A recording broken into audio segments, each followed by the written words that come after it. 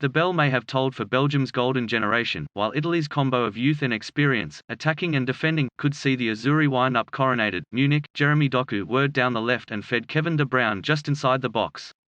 He drove across along the top of the 6-yard box, just out of reach of the retreating Leonardo Bonucci and Giorgio Chiellini. At the back post, Romelu Lukaku came in on it. But he was stretching and his contact was not entirely clean. The ball spun up and hit Leonardo Spinazzola on the thigh. Anywhere else, higher, lower, left, right, faster, slower, and it would have gone in. But it didn't. It hit the left back and then rebounded just out of reach of Lukaku's second desperate swipe. Three key players, Vincent Kompany, Marwan Fellaini and Raja Nainggolan, had already retired after the 2018 World Cup. At this tournament, 9 outfielders in the squad were 30 or over. At the back, especially, there will have to be changes. Just because Italy can play a pair of centre-backs with a total age of 70 doesn't make it a good idea to field a back three with a total age of 101, as Belgium has at the Euros. There is, inevitably, a sense of frustration that a group of players this gifted never quite managed to bring Belgium the first trophy in its history. To call that a failure, given the infrequent and unpredictable nature of international tournaments, is unfair, but whatever sense of unfulfillment there may be, it lies less in the last two tournaments under Roberto Martinez than in the earlier days under Marc Wilmots, when Belgium never came close to fulfilling its potential.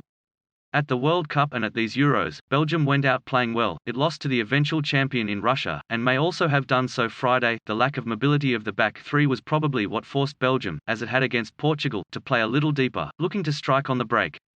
But for Gianluigi Donnarumma, who made two fine saves in the first half, one of them from a De Bruyne shot truly exceptional, the plan may have worked. Playing on the counter is a style that suits De Bruyne and Lukaku.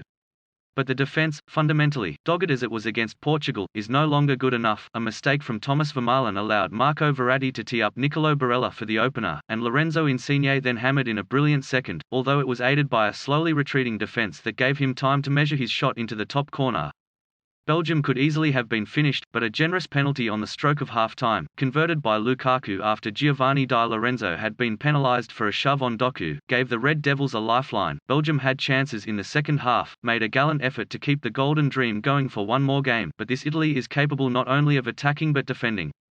The traditional virtues have not been eradicated in the Mancini revolution. They can still waste time and feign injury with the best of them, but more significant was the way Italy's system stood up structurally. One doubt about it had been the fact that in its unbeaten run, which now stretches to 32 games, it had not beaten a side ranking in the top 15 in the world by the FIFA rankings.